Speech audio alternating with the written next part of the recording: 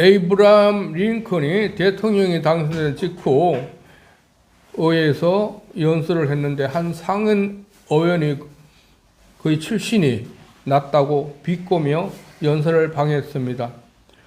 링컨은 대신 화를 내지 않고 이렇게 대답했습니다. 저는 그 구두장이 아버지를 기억합니다. 아버지께서 당신 가족의 구두를 만들어 드렸지요. 혹시 그 구두가 불편하시다면 제가 고쳐 드릴 수 있습니다. 아버지의 솜씨는 저보다 훨씬 뛰어났지만 저도 구두 만드는 기본은 그로부터 배웠으니까요. 순간 의회는 조용해졌고 적대감이 무너졌습니다.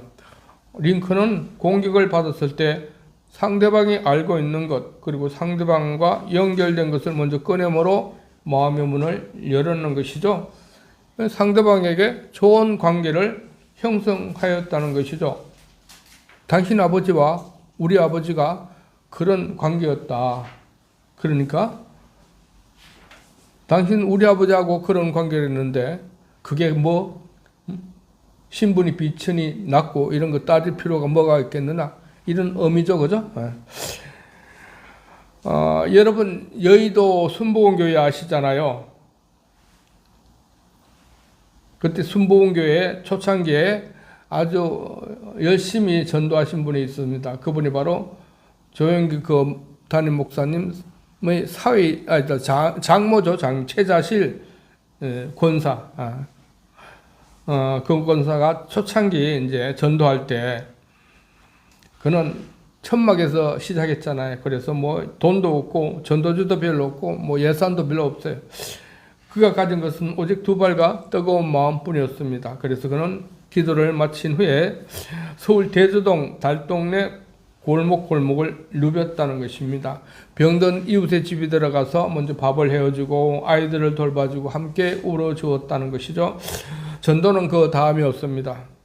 그리고 한내로는 어느 한 결핵 환자 가정을 수개월간 매일 방문하여 밥을 짓고 빨래를 해주었습니다. 마침내 그 가족이 예수를 영접했고 그의 가족과 친척들이 연달아 교회로 나오니까 한 가정을 한 사람을 이렇게 전도를 하게 하는 게 그 한 가정이 많은 명을 주께로 인도하는 그런 통로가 된 것이죠.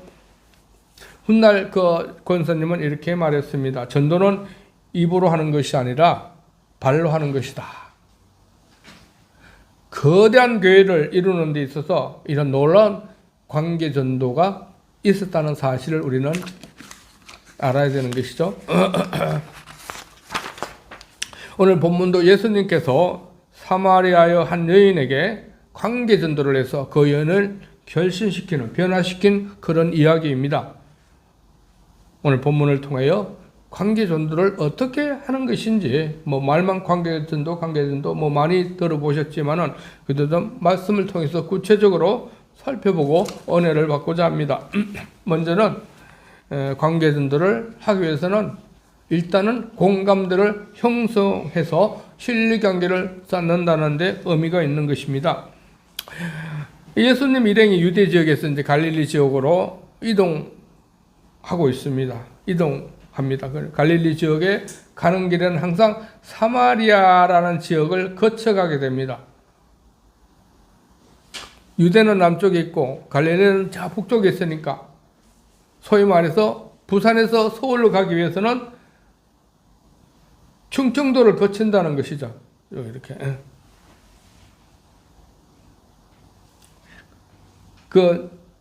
그래서 이 수가성 지역이라는 사마리아의 수가성 근처를 이제 지나가다가 목이 말라서 그 지역에 한 우물에 이제 좀 잠시 쉬게 되었습니다. 그 우물의 이름이 야곱의 우물이라는 것이죠. 아주 유명한 우물이에요. 그 사이에 예수님의 제자들은 먹을 것을 구하려 마을로 내려갔습니다. 예수님이 우물 근처에 쉬고 있는데 한 사마리아 여인이 대낮에 물을 떠러 이 우물에 온 것입니다. 그 12시 정도, 6시라 그랬습니다. 오늘 6시는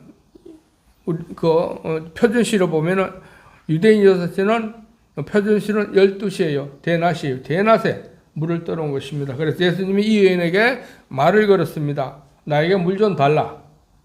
그런데 이 여인이 예수님을 보니까 분명히 유대인이었어요. 유대인은 그 당시에 사마리아인들과 대면하지 않았습니다. 거래하지 않고 상종하지 않았습니다.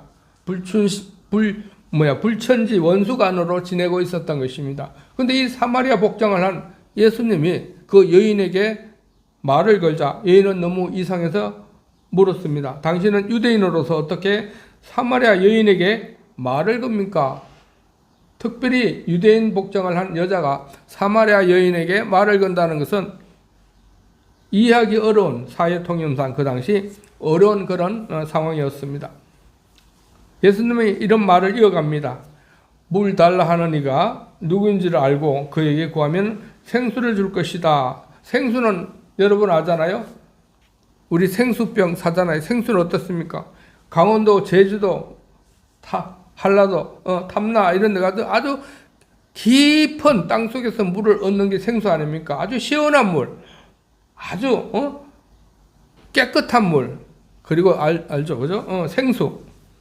그 깊은 곳에 나오는 것이 샘물, 그게 생수예요. 지금이나 그때나 생수는 구하기 참 어려운 것이죠. 여자가 예수님은 이어갑니다. 물 달라네 그 깊은 생수를 주겠다는 것입니다. 이 여인은 허황된 이야기를 하는 것이 아니겠습니다.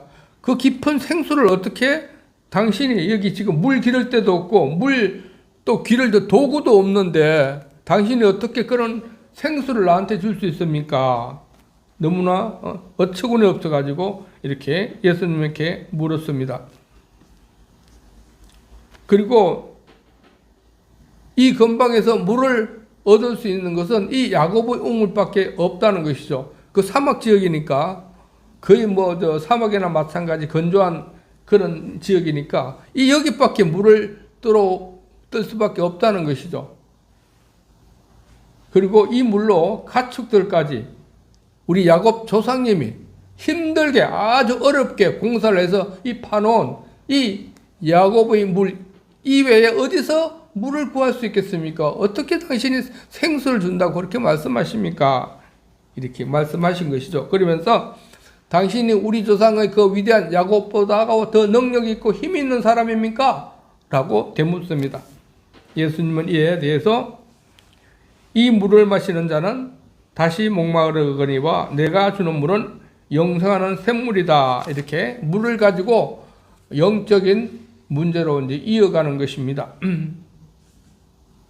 그런 물이 있으면 나에게도 주십시오. 다시 목마르지 않고 내가 이 대낮에 물 들어오지 않아도 되지 않겠습니까? 알고 보면 이 여인은 한낮에 물을 들어온 그 이유는 바로 부끄러워서 그렇습니다. 그 여자는 벌써 5명의 남편과 이혼하고 다시 지금 동거하고 있는데 어떤 한 남자와 너무 부끄러워서 이웃 사람들이 알면은 창피하니까 대낮에 이렇게 한낮에 뜨거운데 물을 길러오는 것입니다. 정말 그런 영원히 목마르지 않는 물이 있다면은 진짜 이 대낮에 내가 물을 들어오지 않아도 되지 않습니까? 이렇게 말씀하는 것이죠. 그 말씀이 오늘 본문 우리가 읽은 본문입니다. 4장 3절에서 15절까지입니다. 우리가 언제 몇 절까지 읽었죠? 10절까지 읽었죠? 11절에서 15절까지 우리가 한번 읽어볼까요? 11절은 제가 먼저 읽습니다. 여자가 이르되 주여 물기를 그럴 도 없고 이 우물은 깊은데 어디서 당신이 그 생수를 얻겠사옵나이까?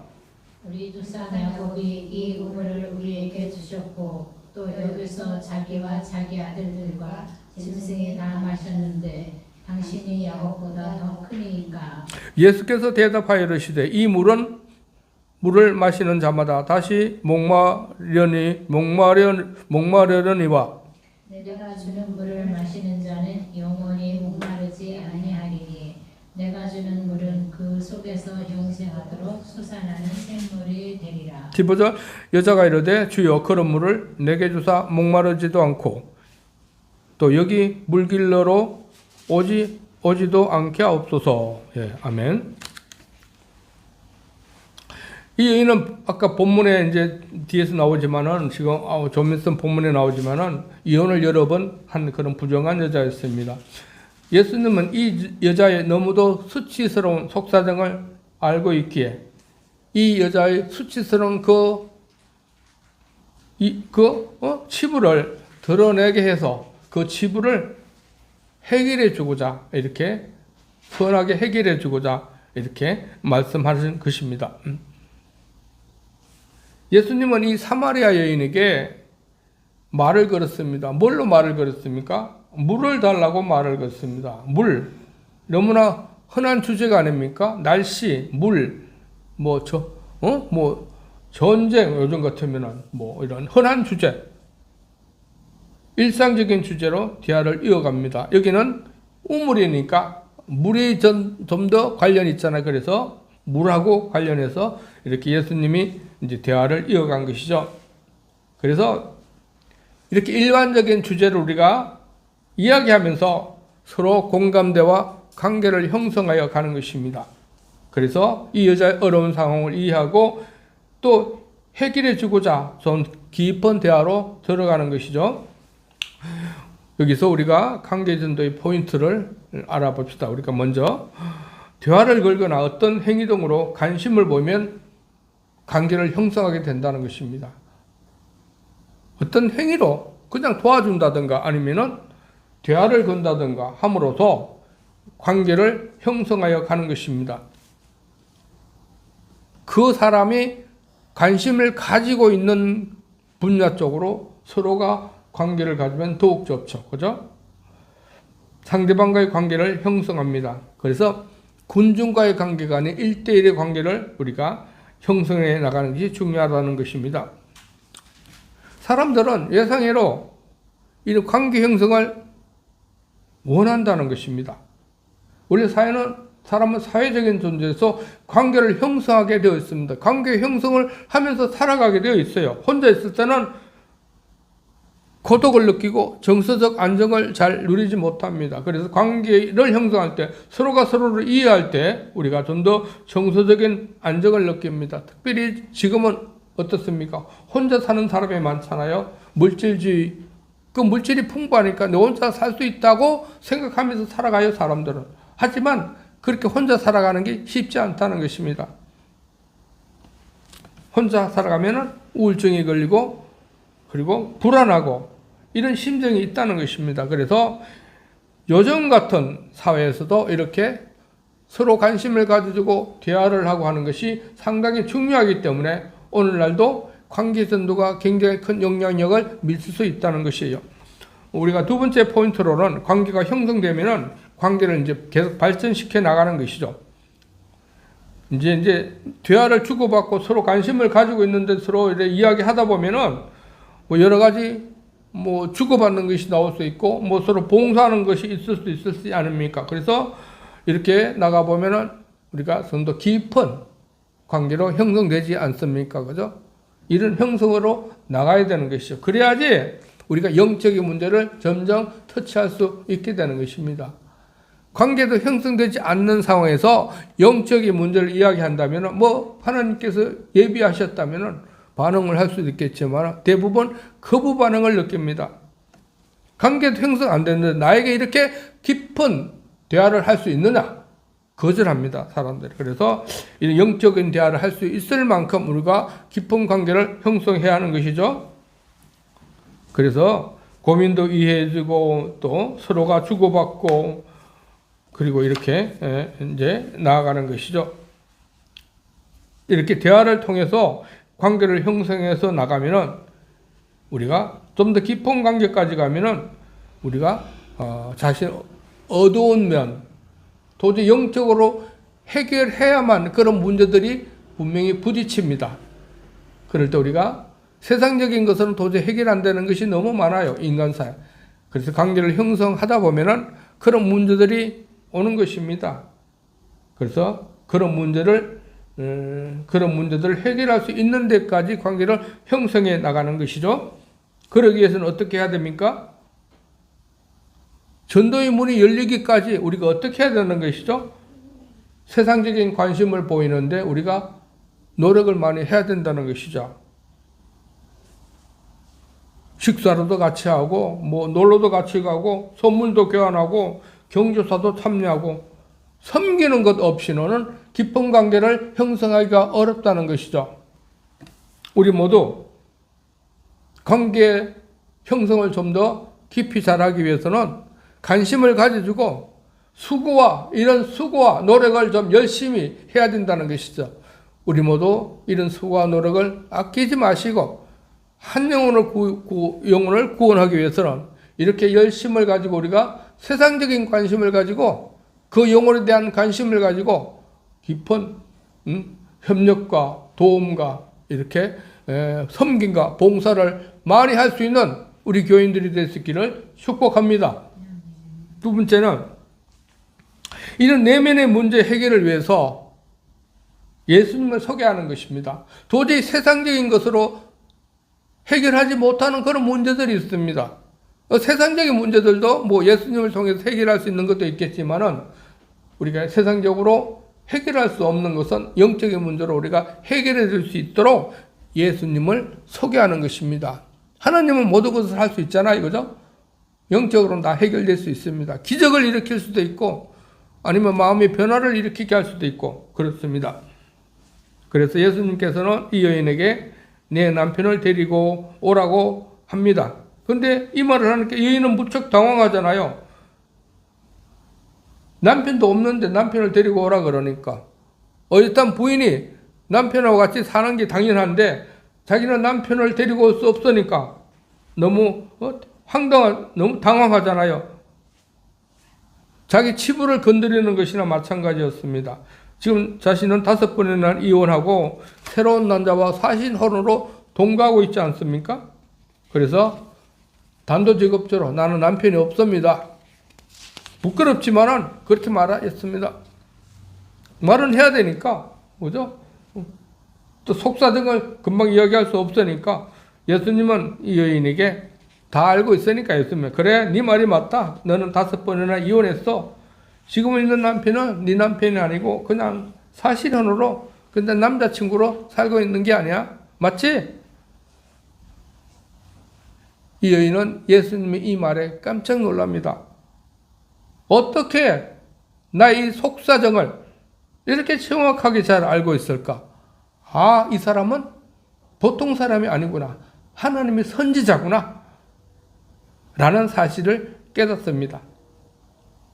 그래서 이에는 선지자인 예수님에게 영적인 문제를 가르쳐 달라고 이제 주제를 돌리는 것이죠. 거기서 16절에서 19절 말씀입니다. 제가 읽겠습니다. 16절에서 19절. 이르시되 가서 내 남편을 불러오라. 여자가 대답하여 이르되 나는 남편이 없나이다. 예수께서 이르시되 내가 남편이 없다는 말이 옳도다. 너에게 남편 5이 있었고 지금 있는 자도 내 남편이 아니니 네 말이 참되도다. 여자가 이르되 주여 내가 보니 선지자로소이다. 이 여자가 갑자기 변했죠. 그죠? 예수님을 선지자로 알아보는 것입니다. 이 여자의 감춰져 있던 믿음이 드러난 것이에요. 예수님은 자신이 전지적인 기적을 보이시니까 이 여자가 그것을 보고 이 사람은 하나님의 사람이구나 라는 사실을 깨달았다는 것이죠. 그래서 하나님의 존재를 알고 그가 고민하고 있는 하나님에 대한 문제에 대해서 질문을 하게 된 것입니다. 그래서 당신은 선지자이네요. 그러면 예배는 이 사마리아에서 해도 됩니까? 아니면 꼭 예루살렘에 가서 예배를 해야 됩니까? 이렇게 영적인 질문을 던집니다. 그게 예수님은 정말 정확하게 대답해주고 자신이 하나님의 아들이고 자신이 선지자이고 하나님 아들임을 전해줘서 그 여인이 예수님을 하나님의 아들로 믿게 되었다는 것이죠. 여기서 우리가 예수님이 영적 문제 해결자로 드러나는 겁니다. 자신이 전지성을, 나는 모든 것을 알고 있다는 사실을 알려준 것이에요. 그러니까 그 여자가 그것을 보고 하나님의 전지성을 깨닫게 되니까 예수님이 하나님의 아들인 것을 알게 됐다는 것이죠. 전도는 바로 예수님을 전하는 것입니다. 전도는 하나님을 전하는 것입니다. 하나님을 전하기 좀 어려울 때 우리가 예수님을 전하면 됩니다. 바로 예수님이 하나님의 아들로서 전지전능한 기적과 이적을 일으키시는 분으로서 나의 죄를 대속하시기 위해 십자가 못 박혀 돌아가셨다는 사실을 전하는 것이에요. 그리고 내가 받은 예수님의 은혜, 내가 예수님을 믿어서 이렇게 변화됐다는 사실을 전하는 것이 바로 전도라는 것입니다. 예수님은 바로 하나님 같은 능력이 있는 분이시니까 예수님을 전하게 되면은 그 하나님 말씀, 예수님이 그 사람의 마음을 터치하게 된다는 것입니다. 바로 성경 말씀은 그렇잖아요. 히브리서 4장 12절입니다. 하나님의 말씀은 살아있고 활력이 있어 좌우의 날선 어떤 검보다 예리하며 혼과 영과 관절과 고수를 찔러 쪼개기까지 하며 또 마음과 생각과 뜻을 판단하나니 하나님의 말씀을 들려주면은 그 사람에게 그 사람이 그 말씀을 받는 즉시 마음의 동요를 느낍니다. 아, 내가 정말 제대로 사는 삶을 살고 있는가? 내가 진짜 죄를 짓지 않고 살고 있는가? 마음속에 스스로 동요를 합니다. 파급을 일으키는 것이죠. 잔잔한 호수에 돌멩이를 던지면은 그 물결이 전부 다 잔잔한 파도로 이렇게 파장을 일으키잖아요. 그죠? 잔잔하게. 마찬가지로 그 말씀이 우리 하나님 말씀을 제시해 준다면은 그 상대방이 받은 그 말씀으로 말미암아 양심이 가책을 느낄 수도 있고 그 마음에 동요하는 것이죠. 내가 이렇게 사는 게 맞는 것일까? 그래서 깨닫게 되면은 하나님을 만나게 되는 것이고 그것을 거부하면은 여전히 옛 생활로 돌아가는 삶이죠. 그러니까 우리가 예수님을 전하면 되는 것이에요. 그 나머지는 하나님이, 예수님이 알아서 하시는 거예요. 그 말씀이 알아서 하는 것이에요. 그게 바로 전도라는 것이죠. 그리고 내가 만난 예수님을 경험하면 더욱 쉽잖아요. 그죠? 하나님의 말씀을 정확하게 알려주기가 어렵다면 내가 만난 예수님을 전하면 되는 것입니다. 내가 예수님을 만났다니까 우리 가정에 아픈 아이가 치료받고 내가 우리 아이들이 잘 돼가지고 뭐 좋은 취직을 하고 좋은 학교에 들어가고 우리 아이가 해가지고 아이 아니더라도 내가 이렇게 하니까 마음의 평강을 얻고 어떤 우울증이라다 이런 게 다 사라지고 정말 내가 소망을 가지고 살아가게 됐다. 이런 걸 전하는 것이에요. 이 전하는 것이 어렵습니까? 내가 만난 예수님을 전하는 게 어렵습니까? 내가 진정 예수님을 잘 믿는다면은 그 예수님을 만난 것을 전하는 것이에요. 우리 여자들 그렇잖아요. 대화를 많이 하잖아요. 한 번에 하면은 카페에 가서 두세 시간 넘기는 거는 그냥 금방이잖아요. 그냥 뭘 말하는지 모르겠지만 그걸 말하고 금방 넘어가요. 그 둘이 말하는 게, 여자들이 말하는 게 과연 어떤 고상한 이데올로기나 종교적인 그런 이야기도 있을 수 있겠지만 그런 이야기는 대부분 아니잖아요. 그저 집안에 있었던 일, 가족 간의 관계, 그리고 직장에 있었던 일, 그리고 친구들과의 관계, 이런 관계들이에요. 내가 경험한, 내가 들은 것을 전하는 것이에요. 그런 거니까 쉽지 않습니까? 그죠? 상대방이 이제 그걸 들어주느냐, 안 들어주느냐, 그게 문제인데, 상대방이 들어준다면 그냥 쉽게 이야기할 수 있잖아요, 우리가. 그리고 전도는 그냥 전하기만 되는 것입니다. 나머지는 하나님이 책임져 주시는 것이에요. 우리가 전도를 굉장히 두려워하는 이유는, 등도에 낙담하는 이유는 전도를 했는데도 열매가 맺히지 않기 때문이라는 것이에요. 그거는 내 생각이지. 전도 열매 맺히게 하는 것은, 영혼을 변화시키는 것은 내가 변화시키는 게 아니잖아요. 하나님이 변화시키는 거잖아요. 그럼 하나님께서 그것은 책임진다는 것입니다. 우리는 어떻게 해야 되는 것이에요? 그냥 전하기만 하면 되는 것입니다. 하나님은 나중에 우리한테 이렇게 문책할 것입니다. 네가 그때 내 전화해야 되는데 왜 전하지 않았어? 왜 전하지 않았어? 왜 전도지를 주지 않았어? 그 사람을 만나서 왜 관계를 형성하지 않았어? 이렇게 따지는 것이에요. 그러니까 우리가 부담감이 있어요, 없어요? 부담감 없습니다. 우리가 전도 열매, 교회 안 오도 됩니다, 여러분. 전하기만 하면 돼요. 교회 여러분 와서 예배 드리면 참 좋지만은 예배 안 드려도 좋습니다. 전도 열매는 하나님께서 하시기 때문에 우리가 그냥 전하기만 하면 되는 것이에요. 그러니까 우리가 할 수 있습니까? 할 수 없습니까? 할 수 있잖아요. 꾸준히 할 수 있습니다. 절망할 필요 없습니다. 우리는 전하기만 하면은 전함으로 축복을 받는 건 우리예요.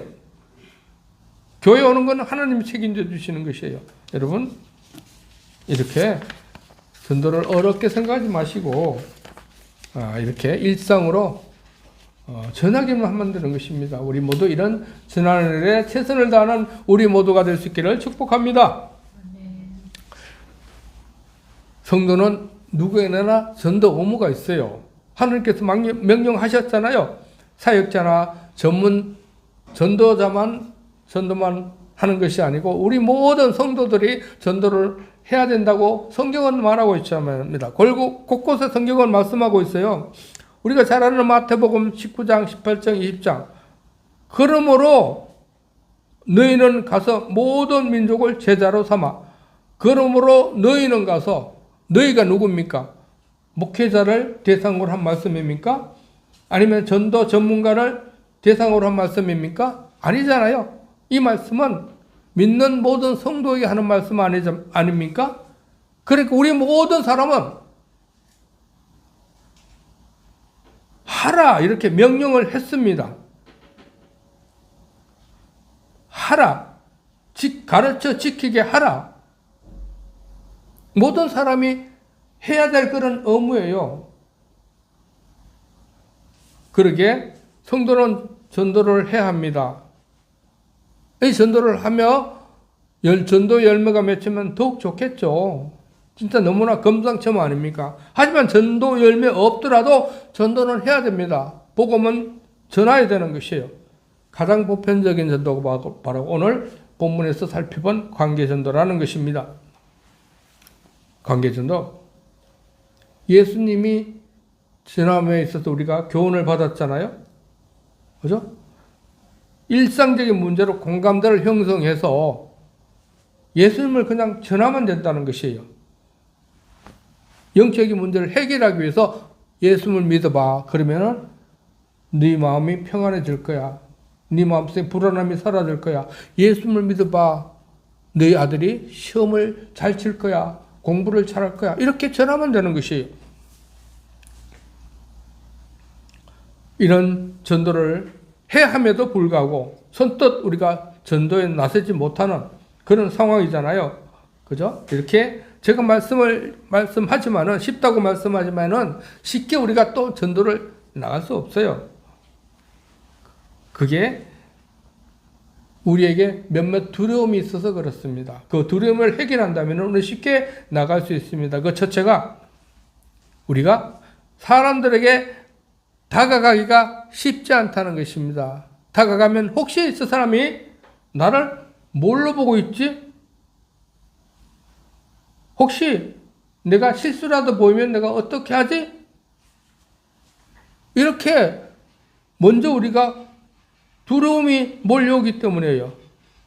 아까도 말씀했듯이 사람들은 자신에게 관심 가져주기를 원합니다. 자신을 인정해 주기를 원합니다.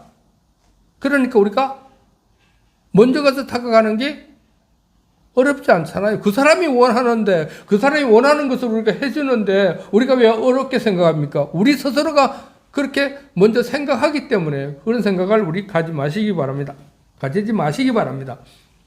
그리고 또 실수하면 어떻게 하지? 내가 저 사람한테 뭐 신뢰되는 행동을 하면 어떻게 하지? 그래서 선뜻 우리가 나서지 못하잖아요. 사람은 실수를 할 수 있다는 사실을 믿기 바랍니다. 완벽하게 할 수 없는 게 사람이라는 것을 우리가 알 수 있길 바랍니다. 실수하면은 내가 좀 마음이 좀 불안하고 마음이 좀 이렇게 죄책감을 느끼고 또 마음이 좀 이렇게 안타까움을 느끼지만은요, 상대방은요 우리 실수에 대해서 거의 관심이 없다는 사실을 우리 알아야 됩니다. 우리가 실수를 하더라도 우리가 잘못하더라도 상대방은 관심이 없습니다. 우리 나의 실수 자기 살 길이 바쁜데 자기 할 일이 바쁜데 어때 상대방의 실수까지 신경 씁니까? 신경 안 써요, 여러분.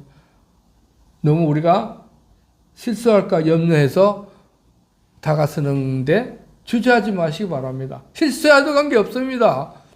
상대방은 우리 실수에 신경을 안 쓴다는 사실을 우리가 아시기 바랍니다.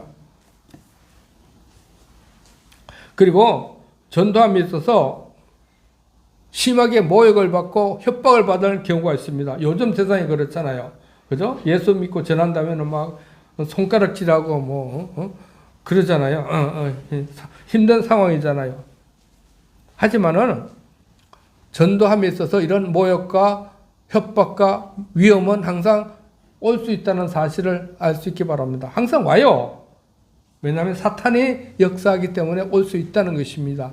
하지만은 전도함에 따르는 이 고난 등은 오히려 우리에게 축복으로 돌아온다는 사실을 알아야 되는 것이에요. 복음 사역에 오는 고난은 하나님의 축복으로 보상합니다. 마태복음 5장 11장 12절이 있잖아요. 제가 읽겠습니다. 너로 말미암아 너희를 욕하고 박해하고 거짓으로 너희를 거슬려 모든 악한 말을 할 때는 너희에게 복이 있나니 너희를 모욕 주고 협박하고 이런 일이 있을 때는 오히려 너희에게 복이 있나니. 또 12절입니다. 기뻐하고 즐거워하라. 하늘에서 너희 상이 큼이라. 너희 전에 있는 선지자들도 이같이 박해하였느니라. 박해받으면요 복이 온다는 사실을 말씀하고 있는 것입니다. 이 땅에서 축복이 옵니다. 이 땅에서 축복을 받지 못한다면 하늘나라에서도 축복을 주신다는 사실을 기억하셔야 돼요. 우리 예수 믿는 자는 영원히 사는 자가 아닙니까? 그죠? 우리는 이 세상만 사는 사람이 알잖아요. 영원히 사는 우리 삶이잖아요. 이 세상에서 조금 복을 받는 것보다도 영원히 복을 받는다는 게 더 큰 의미가 있지 않습니까? 그러니까 우리가 전도를 하다가 고난을 당하고 박해를 당하더라도 그것이 오히려 나에게 축복이 된다는 사실을 우리가 안다면은 우리가 더 많이 전도해야 되지 않겠습니까? 전도하면 할수록 내 곡간이 쌓이는데 전도하면 할수록 내 하늘에 상이 쌓이는데 어떻게 우리가 고난이 온다고 그만두겠습니까? 더 많이 해야죠. 더 많은 복을 받기 위해서는. 그렇지 않습니까? 아멘. 아멘. 그렇습니다. 우리가 전도한다고 해서 저도 뭐 이렇게 요새는 겨울에는 별로 안 했지만 이제 본격적으로 할 예정인데 나가서 진짜 말하기도 두려워요, 사실은. 저도 그런 마음이 있습니다, 어떨 때는. 그리고 또 어떤 사람이 모욕 주고 이런다면은 진짜 기분이 불쾌하고 이래요. 하지만은요, 이렇게 하면 할수록 나에게 축복이 되는 사실을 내가 생각하고 자각하고 나가면은요, 전혀 두렵지 않고 열심히 할 수 있게 되더라고요. 그러기에 전도는 절대로 어렵지 않습니다. 쉽습니다. 아멘. 그리고 전도하는 거 두렵지 않습니다. 아멘. 특별히 관계 전도는 좀 쉽게 할 수 있잖아요. 우리 친구들이 대하듯이 우리가 그렇게 관계 전도 하면서 두려움 받고 이런 거 없잖아요. 모욕 받고 이런 건 별로 없잖아요. 그래서 관계 전도는 참으로 우리가 쉽게 편하게 될 수 있는 방법입니다. 그러므로 우리가 좋은 관계를 많이 형성하시기 바랍니다. 일상적인 주제에서 그 내면의 깊은 문제까지 우리가 알 수 있는, 그래야 영적으로 예수님을 소개함으로 그 문제를 해결해 줄 수 있는 그런 영향력을 발휘하면 되는 것이에요. 예수님을 전하면 됩니다. 6월 28일 우리 상반기 전도잔치예요. 그때는 우리가 이 교회가 좀 북적북적해서 많은 영혼이 와서 함께 하나님 은혜를 받았으면 좋겠습니다.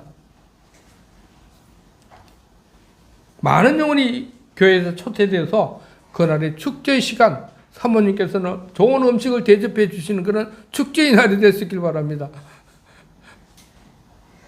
우리 모두 전도를 절대 어렵게 생각하지 마시고 예수님이 말씀하신 오늘 보여주신 그 태도대로 일상적인 주제에서 대화로 연결해서 영적인 문제를 터치해 줄 수 있는 데까지 이르는 그런 전도의 사람이 될 수 있길 소망합니다. 그래서 쉽게 전도를 많이 하면 할수록 우리가 복을 받는다는 사실을 깨닫고 전도 열정을 다시 불붙여서 이 새 봄에 또 전도로 나가는 우리가 하나님의 일의 사역에 동참하는 그런 도전을 할 수 있는 귀한 우리 모두가 될 수 있기를 주님의 이름으로 축복합니다.